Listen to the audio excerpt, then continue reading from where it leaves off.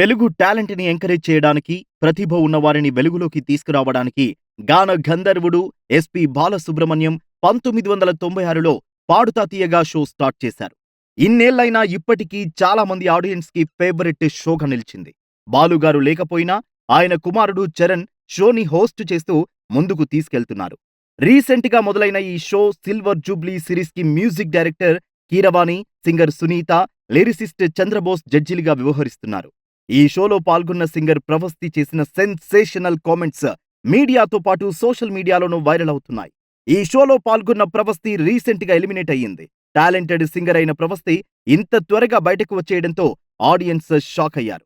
తన ఎలిమినేషన్ గురించి social media stories లో హాట్ కామెంట్స్ చేస్తూ వార్తల్లో నిలిచింది. ఈ షోలో పార్టిసిపేట్ చేయాలనుకునే సింగర్స్ కి నా సలహా ఏంటంటే, ఎవరిదైనా రికమెండేషన్ లేదా జడ్జిల నుండి రిఫరెన్స్ ఉంటే మాత్రమే ఆ షోకి వెళ్ళండి. ఆ రెండూ లేకుండా వెళ్తే మీకు అన్యాయం, మానసిక వేదన మాత్రమే మిగులుతాయి అంటూ ప్రభస్తి ఇండైరెక్ట్ గా కీరవాణి, సునీత, చంద్రబోస్ల మీద చేసిన కామెంట్స్ చర్చనీయాంశంగా మారాయి. అలాగే ఆమె లైవ్ లో మాట్లాడుతూ సాంగ్స్ సెలక్షన్స్ దగ్గర నుండి ప్రతి విషయంలోనూ కండిషన్స్ పెట్టేవారు.